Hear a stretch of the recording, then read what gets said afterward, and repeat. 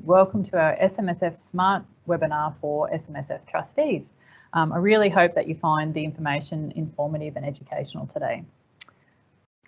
So my name is Kylie Wright. I'm a partner here at Alton. I've been at Alton for 21 years this year. I'm a certified financial planner and SMSF specialist advisor, which is probably more important for what we're looking at today. Currently, I'm completing my master's. And I have a very special interest in self-managed super funds. It's an area I'm passionate about. I've had my own self-managed fund since about 2006, and it's an area that I really like practicing in. The other presenter today will be Bernard Whebell. Bernard's actually our forensic auditor and audits around 280 self-managed super funds here within the Alton practice each year, as well as doing a whole other range of different types of audits. As you can see, Bernard has continually increased his education and upskilled every year, and he's a great auditor to have working on your fund. Just a little bit of housekeeping before I jump into the seminar. So two things. Today's webinar is general information, so I don't know your personal circumstances or how anything I'm saying may relate directly to you. So please just take on board that today's information is general information, not advice to you. From a housekeeping point of view, the webinar today is being moderated by Katrina. So if you have questions at any time during the webinar, please type it in the Q&A chat box, which I believe is on the right-hand side of your screen. At a number of points along the way, we'll stop to answer questions and Katrina will ask your questions on your behalf. If you're having any trouble with the technology, you can also use that Q&A chat function to help with that as well, and we'll endeavour to fix your technology issues. All right, so we're going to go through a lot of information today. We're going to talk about why we present the SMSF financials to you each year rather than just mail them out to you. We'll discuss getting money into super and getting money out of super. We'll talk about pensions and the transfer balance cap issues that have come in since 2017. Investment strategies is a big area of focus by the ATO this year, so we'll talk about whether yours will stand up to that increased focus. We do want to discuss property issues. Many self-managed super funds have properties, and we'll also talk about some of the issues that are current today in relation to COVID. We'll discuss insurance in self-managed super funds, estate planning and your self-managed super fund, who should be trustee, and that's really talking about individuals as trustees versus a company. We will then talk about administration best practice, and Bernard will discuss what are the key issues that he sees when he's auditing the funds, and what does he see as the current ATO focus and how you can safeguard your self-managed super fund. So without further ado, here is the long list of trustee duties that we'll talk about today. I'm just kidding, we're not going to talk about all of those duties today, but you can see from that long list that there are lots of duties that as trustees you have to abide by. So some of the most important ones on this page are that you need to take appropriate action to protect the self-managed super fund's assets and to manage them separately from your own affairs. And getting the super fund's bank account, for example, mixed up with your own is a key way to get into trouble with the ATO. You need to be responsible for the running and control of the self-managed super fund, and even where you outsource some of the expertise to people like myself, it is still ultimately your responsibility to make sure that the SMSF operates correctly. You need to have a documented investment strategy that considers all of the circumstances, and that needs to be reviewed on an ongoing basis. And as part of that, you do need to consider whether or not the super fund needs to hold insurance on the members. You then need to comply with a whole raft of superannuation and tax laws, and also the Corporations Act if you have a company as trustee. So there's really lots to consider for trustees. And that's one of the reasons why we're really having this presentation today, is to help educate our trustees. Now, the tax office makes everyone sign an ATO trustee declaration when you commence, or for older super funds now, if you're running a self-managed fund. And they're really having trustees sign that declaration to say that you actually understand what your duties are, and ignorance is no defence if something goes wrong in the future. So jump online to the ATO's website, familiarise yourself with that document, and if you're not sure of some of your duties, please ask us. So if your fund becomes non-complying for a particular reason, the ATO has a number of different ways that they can deal with you. So they can just direct you to go and undertake some trustee education. They can give you an enforceable undertaking, which means you agree in writing to a particular course of action.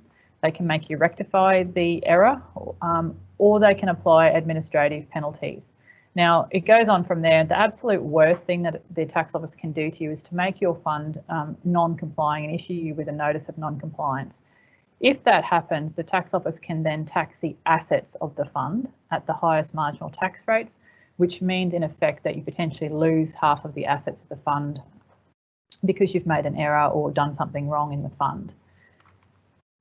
Just with some of those things, the ATO may also allow you to wind your fund up and may in effect force you to roll over to an industry or retail fund. So there's lots of things that they can do, and that's part of the reason why today's session is so important. In February this year, I was at the SMSF Association of Australia's conference, and we heard a session by Dana Fleming, who at that time was the Assistant Commissioner for Taxation. So what Ms Fleming was saying was that the ATO have realised that they need to be harsher with applying the administrative penalties to super funds. So in the past, particularly if the trustee went to the ATO and said, I've made an error, I've tried to fix it, please don't penalise me, the tax office would often let them off with just a stern warning. However, in the 17-18 year, they did apply about 1.7 million in penalties to trustees of self-managed super funds, and penalties range from about $1,000 to $10,000 per actual error.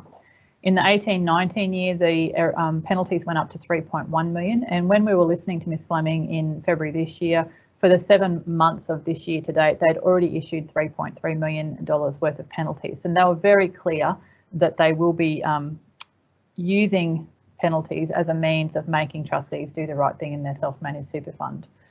You can also see that the tax office does disqualify trustees, which again means that you would have to roll out of your fund. So 127 trustees had already been disqualified by the end of January this year. So the reason why we present the super fund financials every year is just because of the amount of information that you need to know. So to make sure that your self-managed super fund is complying, you need to operate in accordance with the Superannuation Industry Supervision Act, or SIS Act. You also need to act in accordance with your fund's trust deed. And if you have an older trust deed, the law gets changed so regularly within superannuation that your deed may not allow you to do something that is allowed under law, and that's why you always need to be going back to looking at what your deed says. Then we have the Financial Services Reform Act, which was brought in around 2004. So this covers things like, as a trustee, if you have a member commencing a financial product like starting a pension, you do need to issue the member with a product disclosure statement or prospectus for that financial product. Compliance documents are all of the minutes and which really record all of the decisions that you've made in relation to the operating of the fund over the course of a year. We have the Tax Act, which shows how the fund is taxed. And we now also have the Family Law Act. Super is a splittable asset in a matrimonial dispute. So we do need to often look at what does family law say in relation to your superannuation fund. So a couple of key things to know with these different pieces of legislation. With the SIS Act, the main thing is the Sole Purpose Act. So that's section 62 of the Act, which says that the sole purpose of your superannuation should be to provide for benefits on or after the member's retirement or on or after your death. So realistically, if you keep the sole purpose as being providing for your retirement or to your beneficiaries on your death, if you keep that top of mind, you really can't go too far wrong. So the tax office's focus is constantly changing, and that focus changes as a result of the audits that they undertake over the course of a year and what breaches they have reported to them by auditors of self-managed super funds. So the focus for this year could be completely different to what it was last year. That meeting that we have with you every year really allows you to ask us some what-if questions. We won't give you actual advice in that meeting, but we will be able to give you factual information. So if one of the what-if questions was, how can I purchase a property in my self-managed super fund, we would give you some factual information about how you're able to do that. You might also want to ask, what if my husband passes away, he's the person that runs the fund, what would happen then? And we would be able to talk to you about that. So a good way of preparing for those meetings is to really have a think about the things that you've read about in the newspaper, talk to family or friends about, or that you want to know with regard to the operation of your fund. All right, so let's have a chat about getting money into superannuation or making contributions.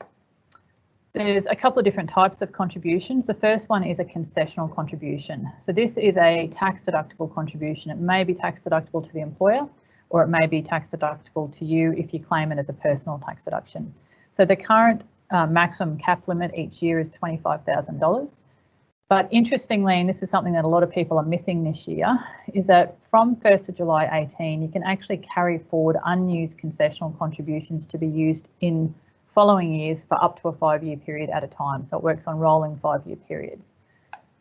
The biggest test here is whether or not your total super balance, so that is, as it sounds, the total of all of the money that you have in different super funds. So if you had AMP, MLC and a self-managed fund, it would be your total member balances across all of those funds. As long as that amount is less than $500,000 at 30th of June 2019, this year you're able to use unused contributions from last year. So I'll give you an example. In the 18-19 year, Bill had less than $500,000 in super, so he could contribute up to $25,000. His employer contributed $10,000 on his behalf, which left $15,000 of concessional contributions unused. So this year, his balance is still under $500,000 at 30 June 19. So that $15,000 of unused contributions actually carries forward and increases his cap for this year. So in effect, his cap is actually $40,000 now, $25,000 plus 15. If his employer still contributes $10,000 to super on his behalf, he actually has $30,000 left that he can contribute as a personal tax deductible contribution to super. So that's really handy if you're trying to build up your super quickly, or you've had a large unusual capital gain in this current financial year that you want to reduce some tax, or you've just got a higher than normal income this year.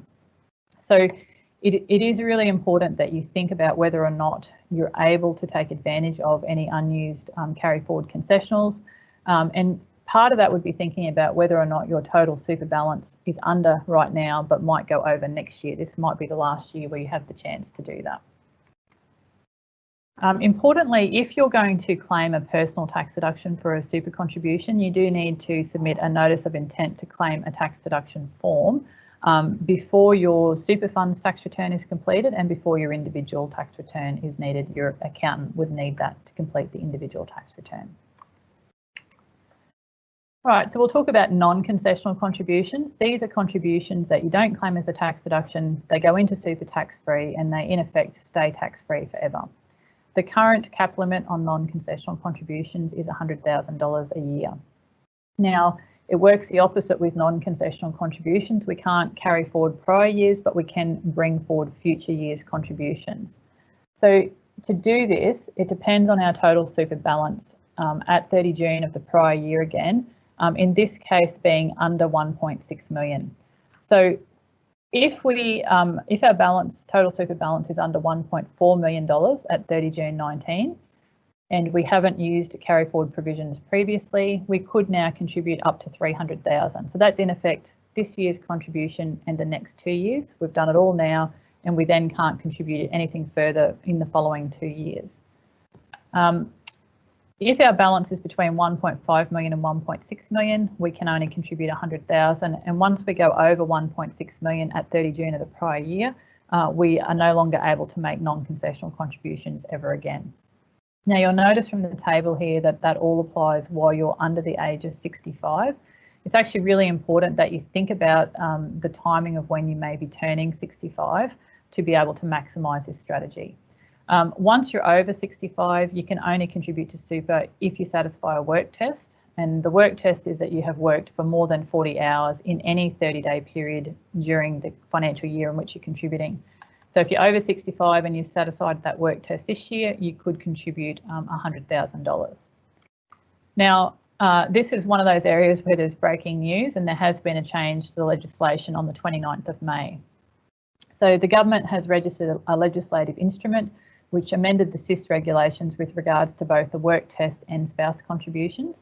So these regulations now give effect to the first two elements of the measure in relation to superannuation and improving flexibility for older Australians. So it was announced in the last 1920 budget and will now become effective from 1st of July 20. So that is that they're increasing the age at which the work test starts to apply. So you will not need to undertake a work test in future years until you're over the age of 67. And if you're making a contribution on behalf of your spouse, the receiving spouse now can be aged up to 74 years and you're able to do that. So as I said, those changes apply to contributions for the 2021 year and later years. The regulations are still subject to disallowance. It's not quite finalised, but we do not expect there to be any changes with this piece of legislation. There is a third element of this particular budget measure that's not law yet, and that's where they're looking at increasing the age limit for people accessing the bring forward non-concessional contributions cap and giving it an extra year. So you'd actually be able to do that bring forward of the 300,000 as long as you were under 1.4 million in super and under age 66. That's currently before the House of Reps and we expect that it may be passed in July. The only other way that you can get money into super at the moment is via the downsizer contributions. This is a great bit of legislation. To take advantage of this, you need to be aged 65 or older, and you need to be able to tick all of the eligibility requirements on this page. So if you're over 65, you've sold your own home, it was your principal place of residence, you or your spouse had lived there for more than 10 years prior to the sale, you can actually then contribute up to 300,000 each into super. Now, this does not count as a normal non-concessional contribution. It's treated differently as a downsizer contribution. Goes into super tax-free, again, stays tax-free forever. What's interesting about this legislation is it's called a downsizer contribution, but you don't actually need to be downsizing. You just need to have sold your principal place of residence. So you could have sold a home for $800,000 and gone and purchased a new home for $1 million. You've upsized, you can still take advantage of this legislation. So it really is about ticking off all of the criteria. The other important thing to note is that you have to make the contribution within 90 days of receiving settlement proceeds. So usually date of settlement, you've got 90 days to get the money into super, and there is a particular form that we need to use to notify the tax office of your eligibility to make that contribution. So that was actually a recent rule change that is a great amendment to the legislation. All right, so we'll then, actually I might just pause before we go on to getting money out of super. Does anyone have any questions on contributions or anything else that we've talked about today? No, I think no questions so far. All right, so getting money out of super, I wanted to talk first of all about the special measure that's currently in place due to COVID. So this is part of the federal government stimulus package where they've announced that people who are usually unable to access super as a COVID measure can access $10,000 out of their super prior to the 30th of June and $10,000 in next financial year if they can meet any of the criteria. And that's basically that they are unemployed or receiving job seeker or a parenting payment, or one of the other payments on screen, or that after the 1st of January this year they were made redundant, or their working hours were reduced by 20% or more, or they were a sole trader and the business was suspended, or there was a reduction in turnover of 20% or more. So if you're accessing a withdrawal from super out of a self-managed super fund under the COVID provisions, you still need to go online to the MyGov website and apply. So you need to answer the questions to prove eligibility. The tax office will then provide you with an outcome letter, and you get that almost immediately or within 24 hours often. It's only once you get the outcome letter that you would need to submit that to yourself as trustees of the super fund, and then you can make the withdrawal from the super fund. You should also be doing an application for withdrawal and keeping that paperwork on file. Just some interesting stats in relation to the COVID withdrawals, because it does affect all of us because we've all got money invested in super. So this is from an article that came out this morning in the Australian newspaper. So as at the 7th of June, this is the latest figures, 2.12 million people had applied with the ATO for early withdrawal of super, and 1.98 million people have already received the money. So far the super funds have paid out $14.8 billion. Now that seems like a huge amount of money on face value, but there's actually $2.7 trillion of money in superannuation within Australia. So far 0.55% of the total super pool has been withdrawn under the COVID withdrawals. Now there's a double whammy here in that people on JobKeeper are actually not having any super guarantee contributions paid on their behalf. So we've already forgone $200 million in lost contributions that normally would have gone into super. So at a worst possible market conditions to be pulling money out of super, there's also less money going into super. So that does affect the marketplace for the rest of us. The other interesting statistics are starting to come out on what are people using the COVID withdrawals for. The biggest use of money is actually debt repayment, which is really pleasing to see. Next biggest is expenditure on food, but unfortunately increased spending on gambling is actually in the third category there, which is really unfortunate to see that. If you're wanting to access superannuation under the COVID, or one of your children are, maybe just please give us a call and we can talk you through that further. So under the normal rules, this is how you can access super. So you can only access superannuation if you have met a condition of release. So a condition of release is automatically when you turn 65, regardless of whether you're still working or not. If you're under 65, you must have reached your preservation age and have retired. So if we have a look here, preservation age is determined based on the month and year that you were born. So if you were born between July 62 and 31st of December 62, your preservation age is 58, and you would actually reach that preservation age at 1st of July 20. So as long as you were age 58 after the 1st of July 20 and you had retired, you would be able to access your super as either a lump sum withdrawal or as a pension. Now, if you take money out of super and you're under the age of 60, you will pay tax on it. If it comes out after age 60, it's tax-free. There are some other limited circumstances where you can access superannuation. So between the ages of 60 and 65, you can access super if you've retired from an employer, even if you intend to go back to work in another position. So you could retire from one employer today, you're age 61, you can apply to withdraw your super even if you know you're going to be back at work in a month's time. The other circumstances are around incapacity. So if you're unable to work or need to work a lot less hours because of a serious medical condition, you're facing severe financial hardship, so you can't meet your living expenses and have been receiving some form of Centrelink benefits for more than 26 weeks. Compassionate grounds, it's usually for things like payment of serious medical treatment, funeral costs, things like that, or if you were in danger of losing your home and couldn't pay your mortgage. And if you're terminally ill, you can apply to release your super. So importantly, when you're operating a self-managed super fund, if you think that you satisfy one of those grounds for early release, don't just go and pull the money out. Make sure that you've done the correct paperwork, documented your decision, and probably had us check that it's all going to stack up in the event that you were audited by the tax office, and do all of those things before you take the money out of super. So the other way that you can take money out of superannuation is via a pension. So there's two main forms of pensions around in Australia now. The first is a transition to retirement pension. So this was designed for older Australians who might be transitioning from full-time work into retirement, but that doesn't have to be the case. So you do have to be aged over preservation age, so at least over 57 at the moment. You can start the pension even if you're still working. The pension will be taxable in your hands if you're under the age of 60, tax-free if you're over 60. The earnings inside the fund will still be taxed at 15%, but it may be appropriate to start one of these pensions if you're still working and have a large mortgage that you're trying to pay off and you're a few years off retirement, or you are genuinely trying to transition into retirement. Now, the important cap on this is that the pension income is capped at a maximum of 10% of the account balance.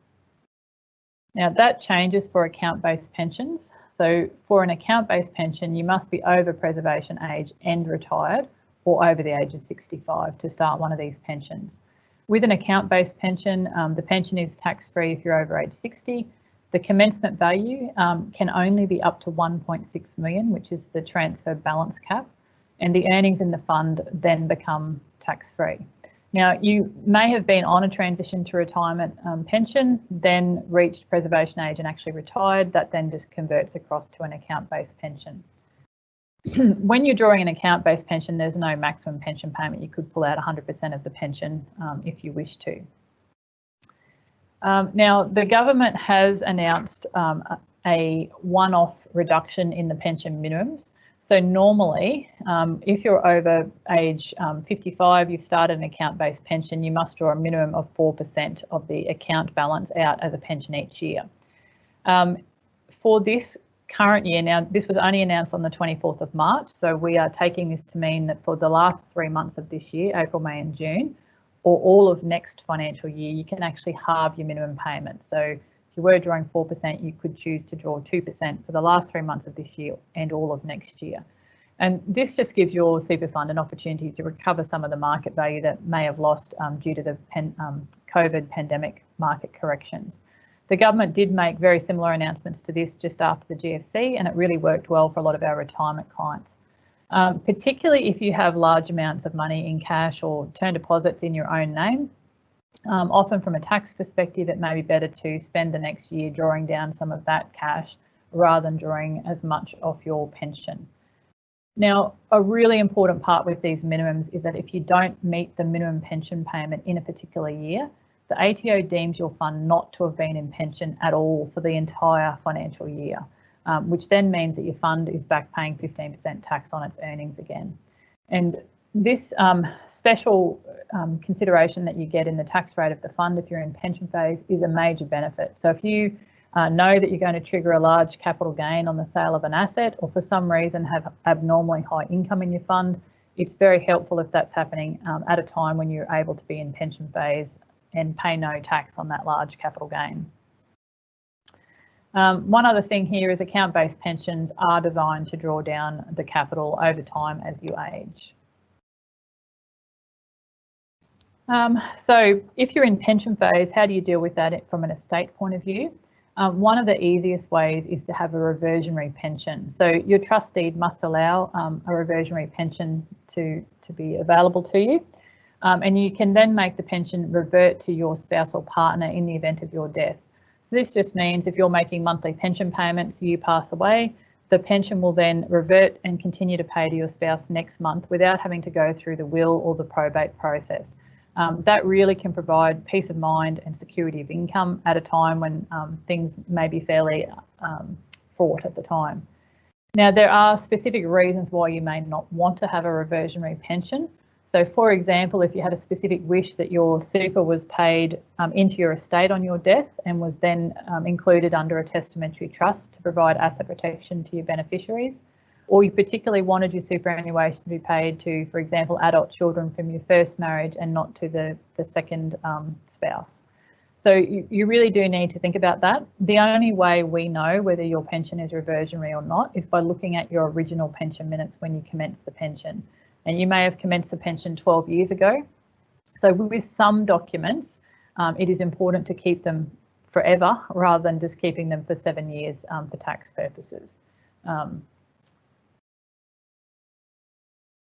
So the other question we often get asked in relation to super and pensions is, can I have too much in super? And from my point of view, I don't think you can have too much money in super ever. So I'll just run an example here on screen. So we've got a client that's got 1.6 million that's currently in pension phase up to their transfer balance cap, and they've got another $1.6 million in accumulation phase, giving them 3.2 million total super sitting in their fund. So at this stage of life, the earnings on the 1.6 million in pension phase are taxed at nothing. The earnings on the 1.6 million in accumulation phase are taxed at 15%. So the average tax rate in this fund is actually only 7.5%. Now there's nowhere that you can get a better tax rate.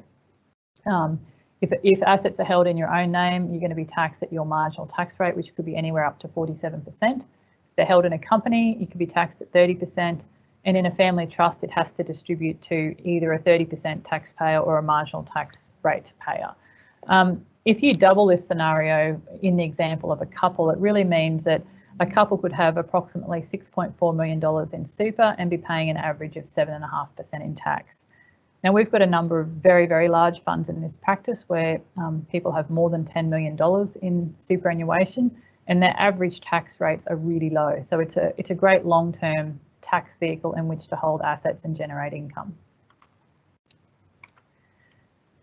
Just in relation to the transfer balance cap, there are a number of issues around that.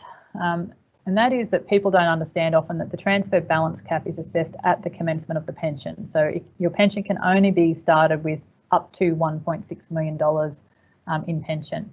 If the market value of that pension drops after that, it doesn't change your original transfer balance cap. So you might have started at 1.6 million.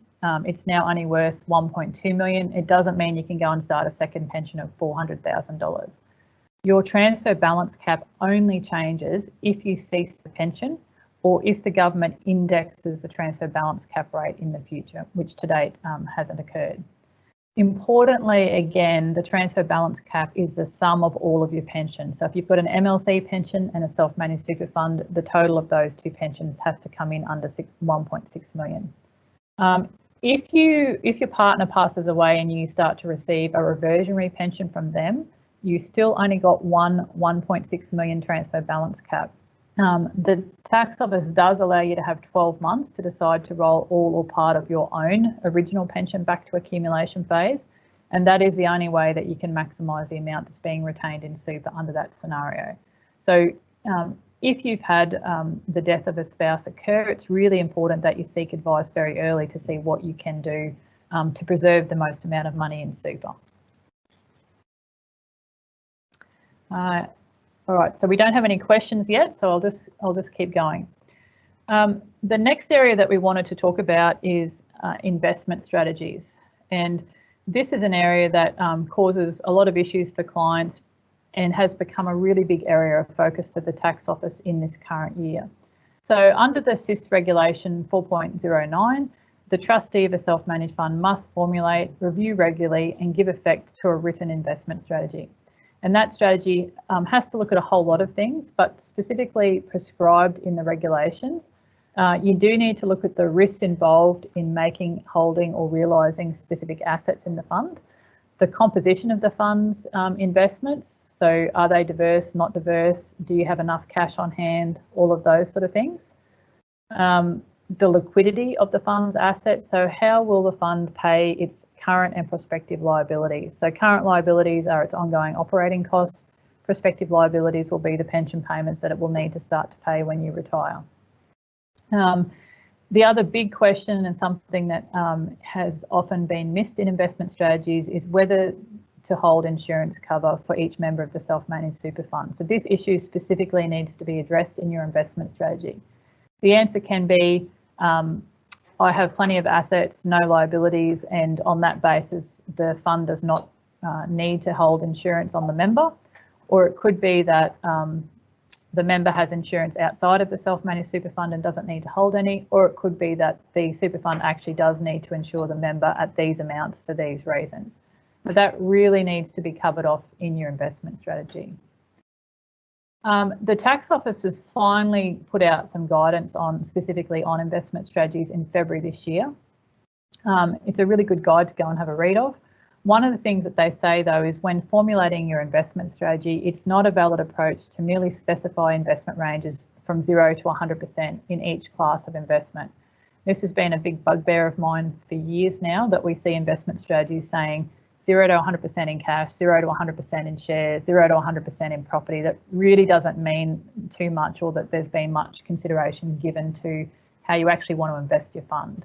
So you really need to articulate how you plan to invest your super, or why you require broad ranges. So you could, you don't need to say I want 25% in Australian shares. You might say the target is 25% in Australian shares for these reasons. However, we expect that that may vary by plus or minus 10% for these reasons. Because this is such a big area of focus for the tax office this year, I might just ask Bernard whether you've got any questions on investment strategies. Well, thank you, Kylie, and I'll reinforce exactly what Kylie said. The tax office have come out and they've said blanket, where you've got investment strategies 0 to 100, they're not valid investment strategies. And where you as a trustee do not have a valid investment strategy, you're in breach of the legislation. You will generate a contravention report and be reported to the ATO under an independent audit. And you do perhaps not maximise the benefits of your fund by having a articulate and well executed investment strategy. So you're maximising the assets that you're getting. So the other aspect there from an audit perspective is the tax office has, over the last 12 months, targeted investment strategies. They wrote out to not only the trustees, but they also, the year before last, wrote out to all the registered SMSF auditors and said outright that we will be looking at investment strategies and you should be too as auditors, and should we have a problem but you haven't picked it up, you will have to show cause as to why you didn't pick it up. So investment strategies are one of the key focuses in the SMSF world at the moment. So there are also some significant events that may occur in your fund that might prompt you to go and update your investment strategy. So that might be things like we're having a market correction. I really need to think about whether it's appropriate to still have the assets I had previously. Am I going to increase my cash for the time being? Am I going to invest in something that might give me added diversification like gold, for example? So if you were going to do any of those things, you would need to update your investment strategy prior to making those big changes. If a new member either joins the fund or somebody departs the fund, you probably need to have a think about whether the existing investment strategy is still relevant to them. And particularly if you're going to commence a pension, then you need to think about whether your investment strategy is still fine. Is it still going to generate enough income to now, pay that pension? So anyone that's talked to me about pensions knows that I have a fairly strong rule of thumb that if you're in pension phase, you really should be holding 3 years of your pension payments in cash or term deposits so that you're not having to sell assets at the worst possible time, as we're seeing at the moment, to fund your pension. So all of those things need to go into the background of your investment strategy. All right, so let's talk about property issues. This is another area where we get asked lots of questions. Obviously, if people are managing their own funds, one of the major reasons why they may be doing that is so that they can own direct property in their fund. So one of the main issues we get asked about is, can my self-managed super fund have a residential property in it? The answer is yes, as long as you purchase the residential property from a completely unrelated third party, and as long as the super fund only ever rents the residential property to unrelated third parties in the future. So this is really clear in the legislation, but the tax office also won a famous case, the Swiss Chalet case, which was case 43/95 in 1995. So they've proved under the law by winning the case that you absolutely cannot have a residential property in your super fund that you're renting to a related party. In the Swiss Chalet case, the people were literally using a Swiss Chalet owned by their super fund as a holiday home. While they were using it, they were actually paying market rent, but the case was thrown out, and even though they were paying market rent, was found that you just can't do that. If it's a business property though, it's a little bit different. So the legislation and super fund rulings differentiate on what is business real property. So business real property is really a property that's used wholly and exclusively in a business. So that could be a commercial shed, an office building, hard stand for parking for a factory, for example, could all be considered business real property. That is the only time when a self-managed super fund can purchase property off a related party, is if it is business real property. But in that case, it must be purchased at market value and it must be rented at market value. So again, if it's business real property, it can be rented to a related party, but only if it's rented at market value. And you'd really need to get an independent property valuation done to prove that. Because of COVID, the ATO has again said that there's going to be some issues around property valuations this year. So I might just get Bernard again to have a quick chat about what he sees as the audit issues, particularly this year with property. Thanks, Kylie. And look, one of the things I'll draw to, which Kylie mentioned, she mentioned a couple of times about related parties. And I'll also emphasise that term because as auditors, we often run into problems when transactions occur with not necessarily with the members, but it might be family members of the members. It might be entities controlled by the members. So it's always important to watch out for the wide net that are related parties. And one of the challenges we've seen in the last 3-4 months is obviously COVID-19 and the impact of that pandemic on the broader economy and the broader society.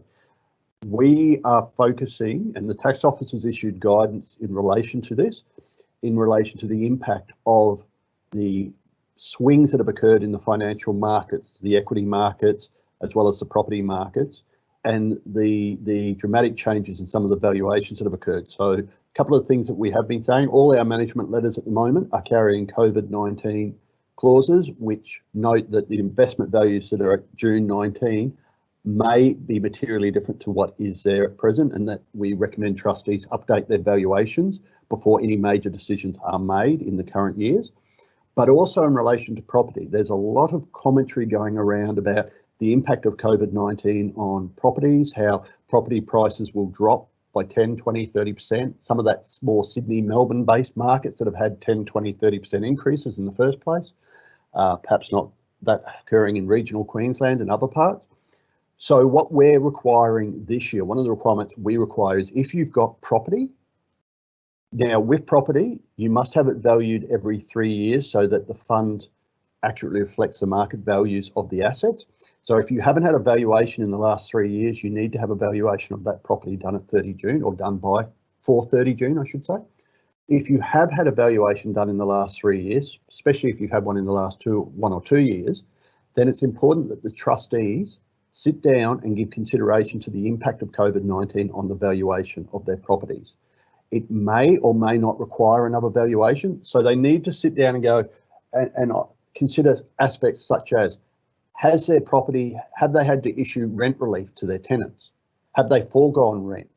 Have they lost tenants, or are they likely to lose tenants with the economic circumstances? Have they got a property that's in a complex that is now vacant?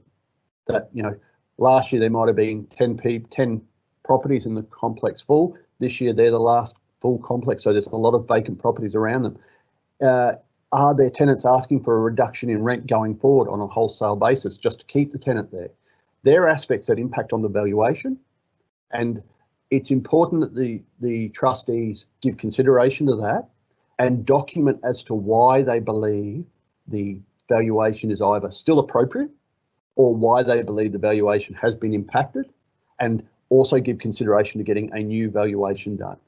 And this is also very important if perhaps they're crossing over in the pension phase, where reliance on the valuation of the assets is critical for the 1.6 million cap, for example. So it's important that trustees document their decision-making thinking in that process, and we will be requiring to see that as part of the 2020 year-end audits. Lots to think about there. We do have an article on market valuations of properties for this year because of COVID on our Alton website if you're interested in looking further at that. I wanted to talk specifically about how rent relief works if you've got a property owned in a self-managed super fund. So the retail shop leases and other commercial leases regulation came out in 28th of May this year. And that really is the legislation that puts into effect the National Cabinet Mandatory Code of Conduct in relation to commercial leasing principles during COVID. So the main purpose of the regulation is to mitigate the effects of COVID on small business tenants and on landlords under affected leases. It establishes a process for you to resolve lease disputes with your tenant, and the code is given effect and the regulations apply where lease arrangements are in place between 29 March and 30th of September. So during that period, businesses with affected leases can't be evicted for non-payment of rent. They can have their rent reduced in proportion to their lost turnover, and I'll show you an example of that in a moment. They can't have their rent increased, can't be penalised for trading on reduced hours or not trading. So for example, we've had gyms and hotels completely unable to trade in the last couple of months. And they can't have a claim made by the landlord on a bank guarantee or security deposit for unpaid rent or outgoings. Importantly, with rent relief, it's something that you can't just put your head in the sand and ignore. Whether you're a landlord or a tenant, you can't just not pay the rent. If you're the tenant, you have to actually go and negotiate for rent relief. So we'll just go through a work example. In this case, we've got 6 months remaining on our lease, and the current annual rent is $60,000 a year. Now, the tenant has come along and said that they've had a 50% reduction in their turnover during April, for example. So we take that 30,000, half the rent off, we're left with 30,000 in net rent. Now that net rent then becomes what I'm calling the pandemic rent. So divided by 12, it's 2,500 a month. So their rent in this case drops from 5,000 a month down to 2,500 a month for the period until the pandemic is ended. So at this point, we're looking at that being 30 September. We then go back and look at the reduction rent and say, well, half of that actually has to be waived. It becomes rent free, and unfortunately, if you're the landlord, you're then unable to recover half of the reduction rent. It's just written off. Half of that then is then deferred and is recovered after the pandemic period is over. So with this deferred 15,000, that pops down here. So once we get to October, pandemic's over, the tenant would go back to paying the normal $5,000 in rent. Then with the 15,000 rent deferred amount, the rent deferral is for the remainder of the term of the lease or 24 months, whichever is the greater. So in this case, 24 months is the greater. 15,000 divided by 24 is 625. So from October onwards, our rent would go to $5,625. Now, if the tenant chooses to move out at the end of their lease period before the rent deferral amount has been completely repaid, they do have to continue to pay the rent deferred amount for the remaining period of the 24 months. So I do have a spreadsheet that I'm using as a bit of a calculator. You can plug in all the details of your own situation and see how it turns out. And our experience to date is that smaller tenants have probably been better to deal with for landlords. It's the publicly listed tenants or the very large companies that have proved problematic, where I've seen SMSF landlords having to go down the legal route to enforce the rent relief provisions.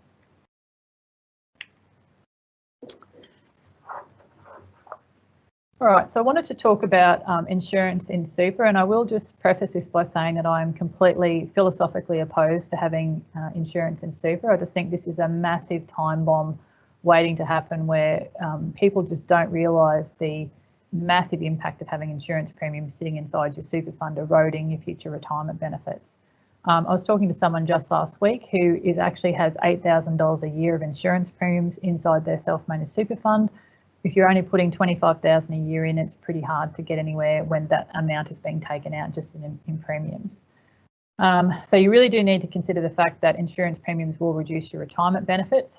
If the only way that you can afford to have the insurance cover is inside super, obviously that's what you have to do. But as soon as cash flow is to a position where you can afford to pay the premiums out of super, it's often better to move the insurance out. Importantly, people don't understand that there are tax consequences at claim time if the insurance is owned under super.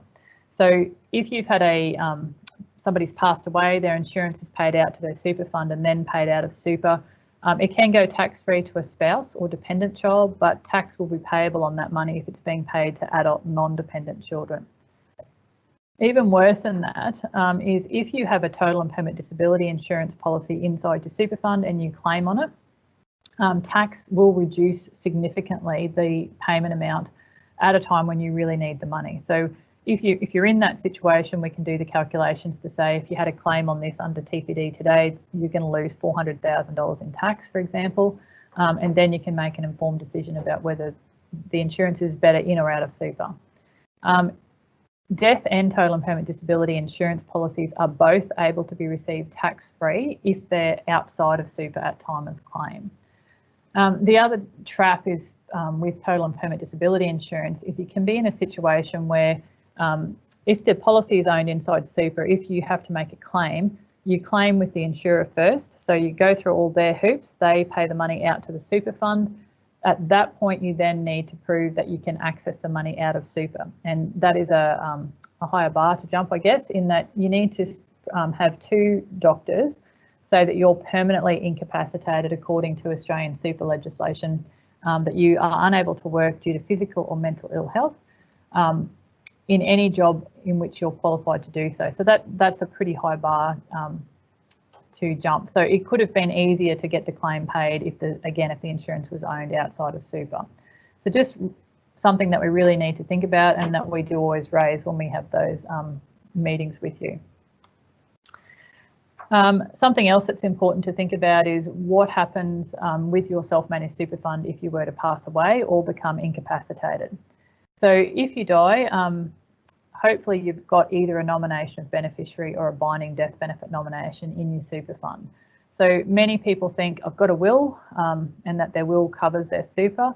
Unfortunately, it doesn't, and it's a strange loophole in that super is federal legislation and wills are state legislation, and the two don't talk to each other in relation to super. So if you have a nomination of beneficiary on file with your super fund, that tells the trustee of the fund who you prefer to see your super go to in the event of your death. So the trustee will most likely be the executor of your will, but the trustee does then not have to abide by a nomination of beneficiary. They can look at it and say, well, I can see that you wanted it paid to son number 1, but we're going to decide to pay it to son number 2. A binding death benefit nomination is the better way to go. It's legally binding on the trustee. They must pay as you directed as long as the nomination is valid.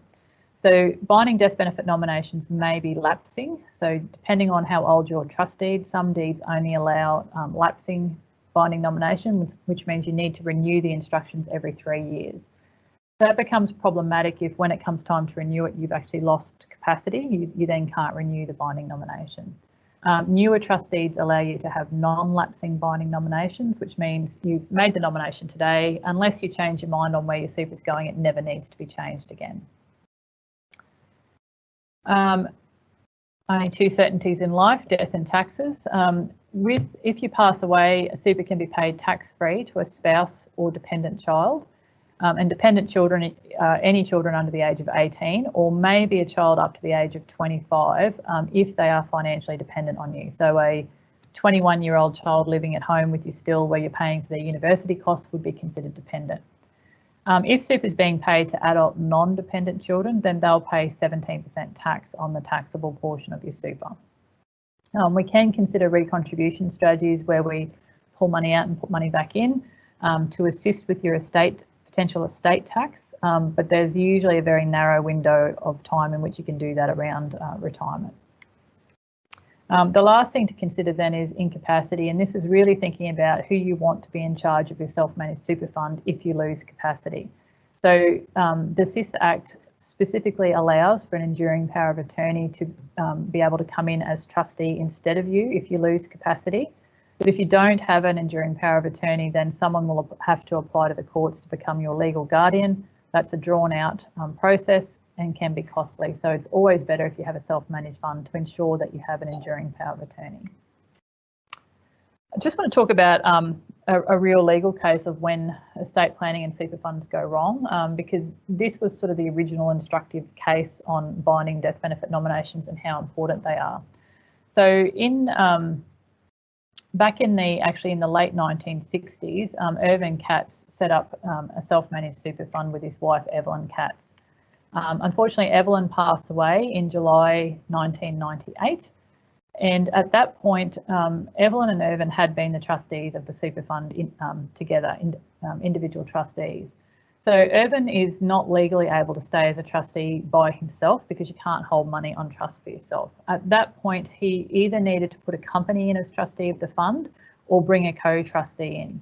So Irvin actually decided to bring his daughter Linda in as co-trustee of the self-managed super fund with him. And Irvin and Evelyn also had a son, Daniel. Unfortunately then, after Linda was brought in as trustee of the super fund, Irvin then passed away in September 2003. At that point, Linda was the sole trustee of the self-managed super fund. She then brought her husband Peter in as co-trustee with her and decided, very unusually, to pay 100% of Dad's money to herself.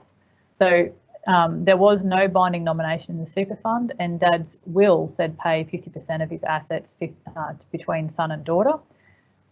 Now, obviously, Daniel was pretty unhappy that he'd missed out of any of the $1 million that was left in Irvin's superannuation, and he took his sister to court. And this went all the way to the New South Wales Supreme Court, as I said, in 2005, and the courts upheld Linda's right to pay the money to herself because she was the trustee of the fund with her husband and could decide to do that, even though that was in contravention of what Irvin's will said. Had Irvin had a binding death benefit nomination, either saying pay 100% of my super into the will or pay 50% to Daniel, 50% to Linda, then Linda would have been legally bound to pay it as he wished. So this was sort of really the original case that pointed out how important a binding death benefit nomination is in your super fund. I've had some clients say to me, oh, I don't have that much money in my super yet. I've only got 100,000 in super, so I don't really need to worry about it too much. You just really need to think about it if you've got large amounts of insurance owned by super. It might only be 100,000 as a member balance, but you may have a $1 million insurance policy in there, so that makes it important as well. Now, how we think about estate planning in super has changed a bit since 1 July 17 with the Simpler Super legislation. So as we've talked about in our example where we've got a client that's got 1.6 million in pension and 1.6 million in accumulation, this is actually what could happen. So if we've got a reversionary pension, if Bill passes away, his 1.6 million pension just reverts and continues to pay to his spouse. However, under the current rules now, the 1.6 million that he has in accumulation phase must be paid out of super. So in the past, prior to 2017, Bill's spouse would have had the option of turning any accumulation money into pension phase, but it's actually got to get paid out now. Excuse me. So this really changes our estate planning decisions because we've now only got half the amount of money staying in super and half is being paid out of super. So we really need to rethink what our wills are saying in this case. With 1.6 million coming out of super, you'd need to think, you know, do I really want that to come out and get paid into a testamentary trust to provide asset protection to my beneficiaries?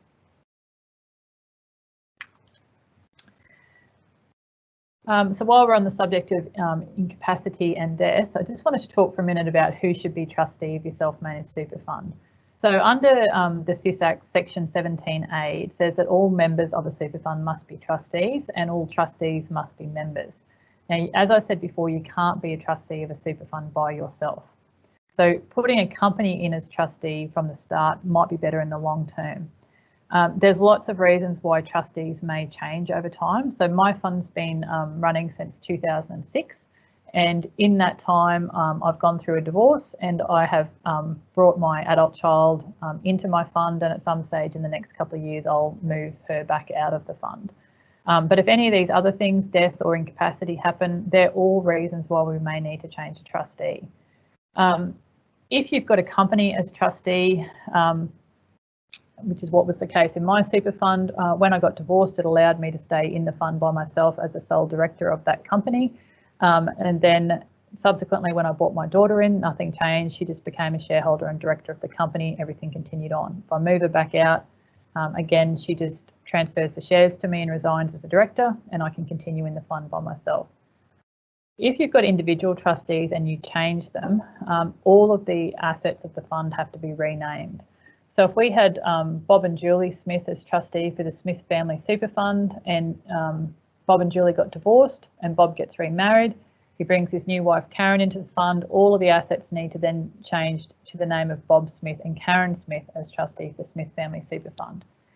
If you've ever had a ComSec or E-Trade share account and tried to change the name of your shares, you will know how extremely time consuming and painful that process is. So it's often far simpler to get a company in as trustee now while everybody's happy and healthy, rather than trying to make that change at a time when someone may have just passed away or become incapacitated. So that is something really important to think about. And in fact, I'll actually just get Bernard to talk about a particular case that has arisen in relation to trustees. Thank you, Kylie. Look, a couple of interesting cases, and it's important. Trustees are usually the first one's there, the last one's to leave, but then forgotten about in between. And it's important, these cases highlight the importance of making sure we've always, and continually looking at the fact that we've always got the right trustees with the right documentation. The first case is that of McCabe as syndicate for the Victor Chang Cardiac Research Institute Limited and the Bolton Superannuation Fund. And this case is an interesting case in that it wasn't a hostile case. We've got a scenario where we've got a lady by the name of Ilse Bolton. She was the sole director of the corporate trustee and also the sole member. And Miss Bolton's also never married. She never had any children, but she unfortunately passed away in June 2015.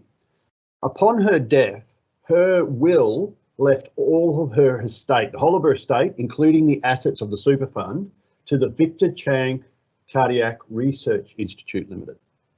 Now, the issue that we've got, and the reason why this had to go to court, was Miss Boltons was the sole member. She was the sole corporate trustee, sole director of the corporate trustee, sorry. When she passed away, a couple of things happened. Clause 2.12.1 of the deed of the fund stated a person ceased to be a member when they die. So upon her death, she ceased to be a member.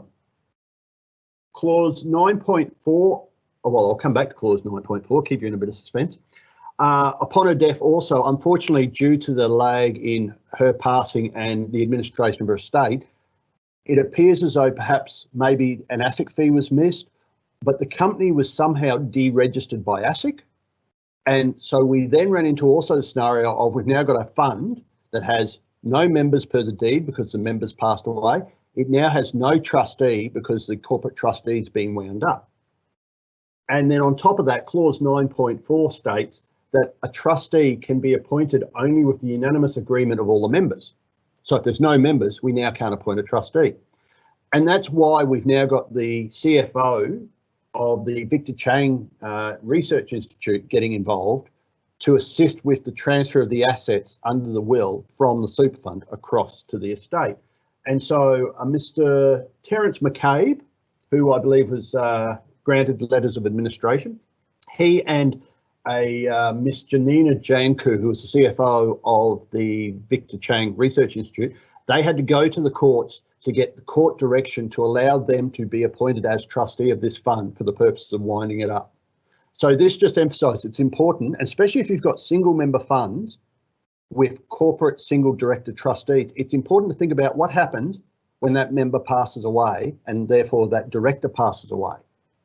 Who takes control? What's the mechanisms for that fund to continue to operate to be able to pay out? The next case is also builds on this, and this is a case of Dawson and Dawson. And this one is also a fascinating case in the sense that, and I'll have to read from my notes a little bit, so I'll apologise there. But in this scenario, we've got a gentleman by the name of Peter Robert Dawson. He established this fund in 2005, and it was himself and his wife Estelle. They were both trustees. Around this time, Mr. Dawson also appointed his son, Tony Dawson, who was appointed with his father's enduring power of attorney. So a fairly standard arrangement. Mum and dad have set up a super fund, son's got power of attorney. Now, that was in about 2005. In about March 14, Mr. Dawson started to incur the onset of dementia. And then his son, Tony, ultimately became a trustee in the fund in Peter Dawson's place because of this, under the powers of attorney. To add complication to the issues here, Mr. Dawson and Peter and Estelle Dawson, the original trustees, separated in about 2012. So we've got a scenario where the trustees separated in about 2012. One trustee started to develop dementia in about March 2014. And then unfortunately, or the next step in the family law matters was that consent orders were written in about March 2014, around the same time that the dementia started to onset. But unfortunately, within about 6 to 12 months, in about November 15, I think it was, Peter Dawson passed away. So the issue with this fund was who was the trustee? Because one thing that Mr. Peter Dawson had forgot, well, it suggested he may have forgotten or overlooked, was his son was his power of attorney, but he had put his son-in-law, a Mr. George Holland, as executor of his will. Now, in the context of a family law dispute where husband and wife have separated, the executor of Mr. Dawson's estate, Mr. Holland, has basically just come in and said, he is now the trustee. So Peter Dawson's passed away. The power of attorney now ceases. George Holland, as executor for the estate of Peter Dawson, is now the legal representative for Peter Dawson. He's now trustee. He and Estelle Dawson can now sell a property worth about $800,000 and can transfer and roll it out to Estelle Dawson in accordance with the consent orders. However, the son, the original son of the power of attorney, Mr. Tony Dawson, I think it was, he said, well, no, hang on. I've not been removed as trustee. I am still trustee. I've never signed anything to consent to my removal as trustee. He brought in an injunction in relation to the sale of the property, and they rode this dragon all the way to, I think it was one of the higher levels of the court. So there was a lot of time and a lot of money and a lot of angst spent in sorting this matter out. And the courts actually ruled in the favour of Tony Dawson. They ruled that the son who was appointed under the power of attorney was originally appointed in his own personal capacity and not as an agent or not on behalf of. And therefore, as he was appointed in his own capacity, he had to be removed from his own capacity, and that the death of the father did not automatically result in his removal as trustee. So that also emphasises a very important point of who is the trustee, when do they cease to be trustee, how do they cease to be trustee, and again, to continually keep looking back over the documentation in place. So the trustees, the powers of attorneys, the wills, and making sure that they are still current and appropriate today as they were 2, 3, 5, 10 years ago when they were first written. Because otherwise, a lot of money can be spent in just getting a question answered. So, Kylie. That is exactly why we want to talk about all those issues with you when we meet, and we're often asking, can we see what your will and powers of attorney say, and what does your deed say? You can tell from those couple of cases that the quality of your deed is actually really important. We generally recommend that Cooper Grace Ward trust deeds, because Scott Hay Bartlam, who's one of the partners at Cooper Grace Ward, is one of the leading experts in Australia on superannuation and legal matters. So it is really important that the deed is correct. All right, so we just wanted to have a bit of a word about administration best practice in your fund. And I guess the main message here is keep good records. If the transaction occurred and there's not a bit of paper proving the transaction occurred, it's pretty hard for us to know whether it was a good transaction or a bad transaction. As trustees, you need to minute all of your decisions and write down why you decided to do what you did. And if you did make a mistake, please tell us as soon as you think you've made a mistake. It's far easier to try to rectify an innocent mistake in the same financial year in which it happened, rather than trying to fix it in the next financial year when it may become an audit issue. Really important, as I said earlier, to keep a lot of your original paperwork. So original pension minutes, that comes up all the time where we don't have the original pension minutes. So from an estate point of view, is it a reversionary pension or not? We may not know. Bernard, did you want to add any comments as auditor about those issues?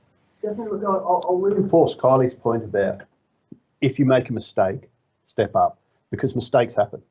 The tax office's main focus of enforcement is educated enforcement. They have an early intervention section where if you have a problem that can't be solved, you can go to them.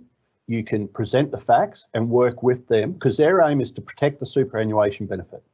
That's something I will give the ATO's perspective when it comes to self-managed super funds. In the first instance, it is not about prosecution of trustees, it's about protection of superannuation within the superannuation environment, education of trustees, and the development of a very robust and healthy superannuation sector. If the trustees don't play ball, then they enforce it. So definitely, if you have got an issue, speak up and we can help you and work you through with it. I'll just let you keep going about what you do when you're auditing the fund. Look, it's important, I guess. A lot of people will look at the process and just think, oh, it's just like a tax return and a set of accounts and we can just sign off and move on. It's important to understand that I am a registered self-managed super fund auditor. I'm registered with ASIC.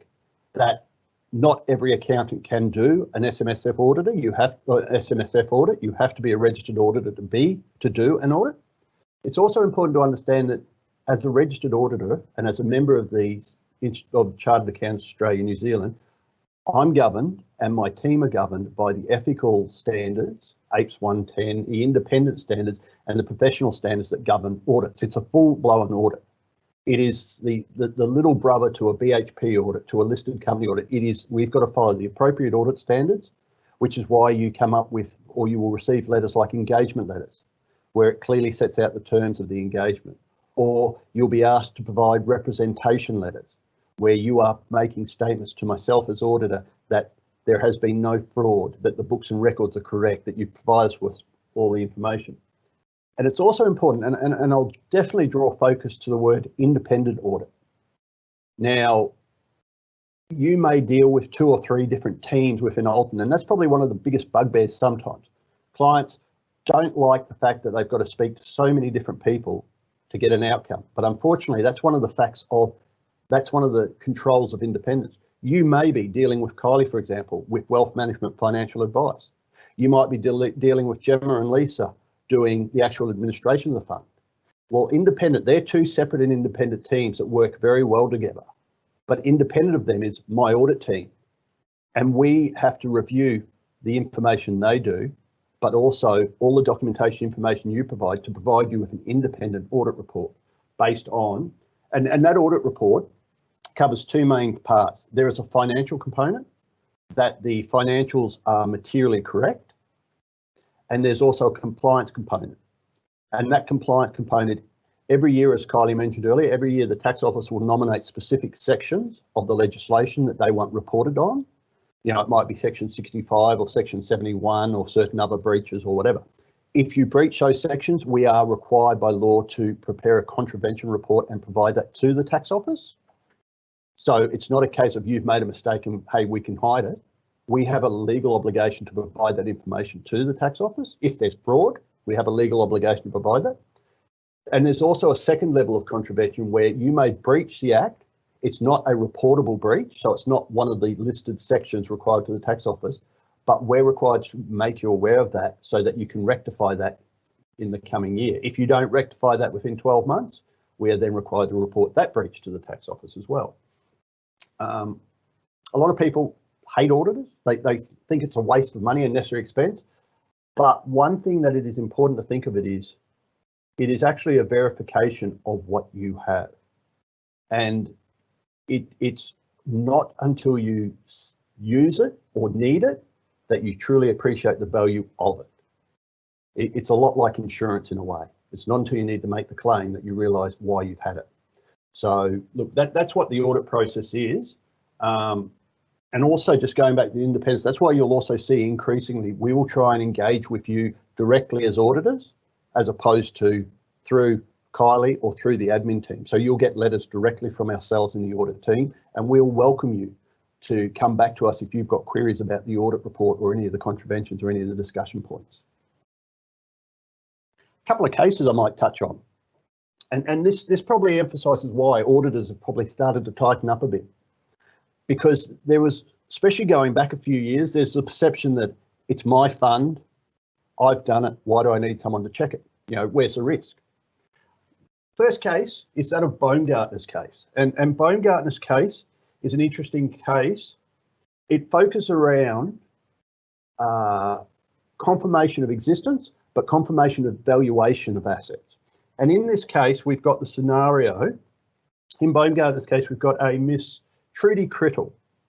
Now, Miss Crittall, as a result of a family law settlement matter, had approximately $7 million that she invested through a self-managed super fund. And she was referred to by her family lawyer, to a Mr. Moyland, a Mr. Christopher Moyland, a financial advisor. And this Mr. Moyland assisted Miss Crittall in placing the investments in her fund. The issue here is Mr. Moyland placed these funds into a number of, rather than putting 7 million into term deposits or 7 million into listed shares like BHP, Westpac and fairly stock standard and simple investments, Mr. Moyland assisted Miss Crittall in placing these investments into unlisted loans, unlisted related party loans, unlisted investments type things. So it might be like a $1 or a $2 million investment in a company that's doing a property development. Unrelated, arm's length, or a loan to another company that was also doing a property development. And I do believe, if I remember correctly, and I may be wrong, that some of these companies were not associated with Miss Crittall, but may have been known to Mr. Moyland as part of just his various dealings. Now, this happened in approximately 2005, 2006. The auditor for this, the other player in this court case is a gentleman by the name of David Keefe Baumgartner. and Mr. Baumgartner was the auditor for the fund from 2007 to 2009. Over this period, Mr. Moylan, as the financial advisor, would prepare the financials for the super fund and send them to Mr. Baumgartner for audit. And the investments in the financials of this super fund included these loans. But by about 2008, 2009, these loans had started to default.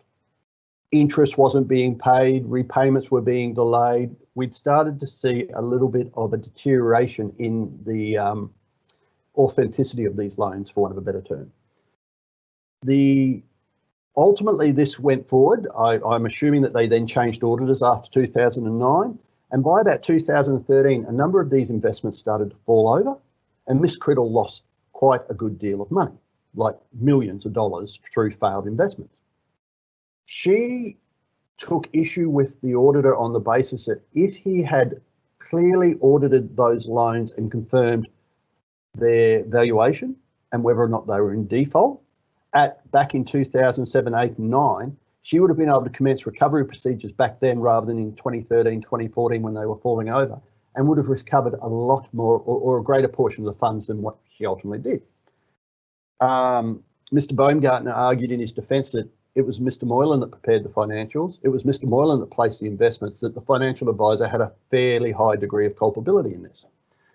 Unfortunately, for Mr. Baumgartner, the court ruled that whilst Mr. Moylan had a 10% culpability, he was 90% responsible because if he had undertaken appropriate audit procedures at that time, then they would have been correctly disclosed in the financial statements, and that by issuing the statement that the financial statements were materially correct was incorrect at that point. And so he lost the case. I think the courts awarded a damages of about $2.5 million against him. And it's important to understand then, that's why we as auditors will especially look at related party investments, unlisted investments, investments in related party unit trusts, unlisted unit trusts, loans to third parties, investments where it might be 2 or 3 people have formed a partnership to buy a property, things like that. So we need not only the financials, but we also need to go look through the financials into the underlying title deeds or the underlying loan agreements, the history of the payments. We need to confirm that those investments exist, they're correctly valued, they're not impaired. So that's part of the process there. So that's why we're tightening up a lot there. Second case that's well worth looking at is that of Cam and Bear versus McGoldrick. And the players in this one, in the red corner, we've got Mr. Lance or Dr. Lance Bear and his wife, Jennifer. And then in the blue corner, we have Mr. John McGoldrick, who was the auditor for the fund for the years 2003 to 2008. Now, in this scenario, Mr. Dr. Bear and his wife, in or around 96, they established a fund back in 1990, and in around 1996, they were persuaded by a family friend, Mr. Anthony Lewis, to shift the management of the fund and the administration of fund across to Mr. Lewis's companies, to Lewis Securities, which was going to do the financial advising, and to Databank Investment Services, of which Mr. Lewis owns 35%, which would do the administration.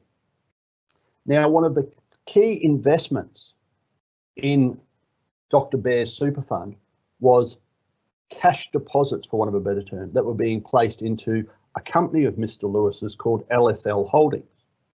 And each year, the balance sheets for the Dr. Bear's superannuation fund, the Lance Bear Proprietary Limited Super Fund, each year the balance sheet showed these 2 investments listed as other assets, and they were listed as cash-LSL Holdings Proprietary Limited Lance and cash-LSL Holdings Proprietary Limited Jenny. Now, Dr. Bear, being a medical practitioner, is an educated gentleman. Dr. Bear stated that even if that had been shown as loans, LSL Holdings, Lance, or loans, LSL Holdings, Jenny, he would have kept investing. He was actually drawing checks in the name of LSL Holdings for the placement of these assets. So he knew where the funds were being held. But he argued at court that he believed that this company, LSL Holdings, was holding cash deposits or holding cash on behalf of the super fund. Because what happened, which was why it ended up in court, is in or around 2008, Dr. Bear asked Mr. Lewis if he could have the cash back so he could start to undertake other investments. Mr. Lewis tried to dissuade him. Eventually he couldn't. Eventually Lewis Holdings, LSL Holdings, sorry, went bankrupt because the cash was no longer there. So Dr. Bear then sued the auditor. And on initially the auditor survived the first court proceedings, but on appeal lost. And it was basically over the disclosure of this investment. If the auditors had qualified the accounts on the basis that those two investments were loans and not cash, even though they showed LSL Holdings, even though they showed where they were, but were shown as loans, not cash, the auditor wouldn't have been at risk. So the issue here was about the disclosure of the asset. And that's another reason why auditors will be very particular where we have related party investments, where we have slightly complex equities. So it might be listing of preferential shares or some form of debt equity type arrangement, or complex environments involving limited recourse borrowings. Auditors will need to be very careful to make sure that the assets are correctly disclosed as to what they are, as well as that they exist and that they're valued correctly. So you're absolutely right as trustees. These are your investments. You know what you're doing, you're placing them. But I, as an auditor, have to sign off that they are exactly what they are. And I'm putting my name to your statements, which is why we need a lot more information and we pay a lot more attention nowadays.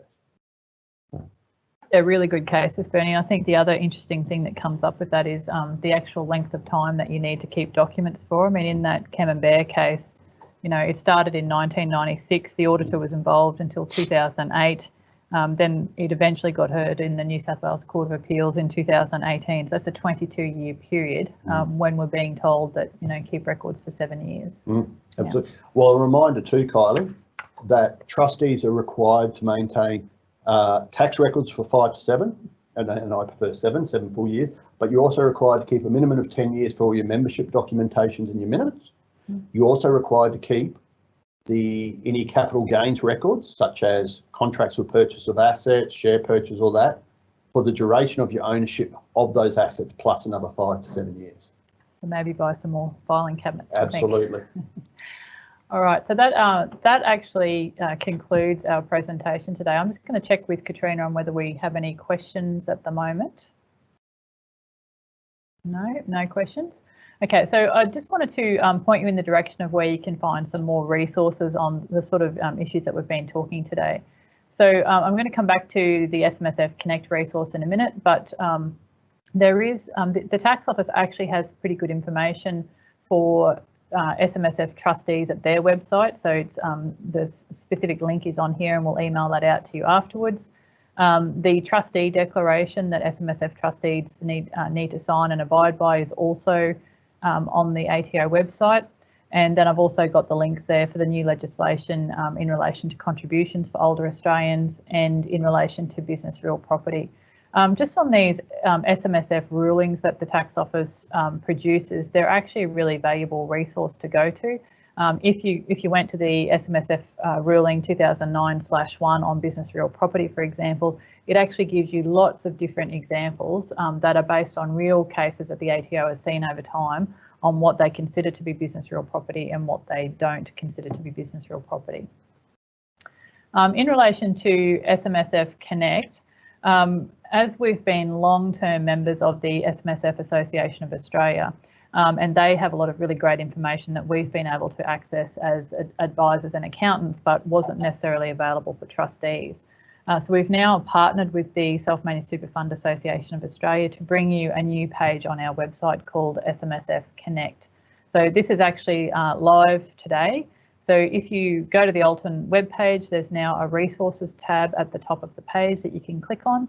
It will then throw you to the SMSF Connect page. Now, the first time you go there, you will need to register and create a login to be able to get into that page. It's only available to people who have logged in there. But as you can see, there's a lot of really great information that is very topical. So there's a section on understanding self-managed super funds, which just gives you lots of good background information. and also lots of the latest news in relation to self-managed super fund and specific issues. Because the SMSF Association is often lobbying on behalf of SMSF trustees, they will often be putting details on what they're lobbying about at any particular time on there as well. So that's a really great resource that you can use as a starting point to increase your own education, or of course contact myself or Paul or Jess. We're all accredited SMSF advisors here at Alton, and all pretty passionate, as I said before, about operating in this space. If you did have questions from today and you may be a bit shy about typing the questions on the page while we're talking, please feel free to pick up the phone, give us a call or send us an email, and we'll endeavour to answer your questions in a factual and general information way. Thanks very much to be participating in the webinar with us. Thank you very much, Bernard Whebell, our auditor, for sitting in on today's presentation. It's the first time I've done a presentation as a webinar, so thanks for sticking with the technology, and thank you very much. We'll be talking no doubt in the near future. Thank you.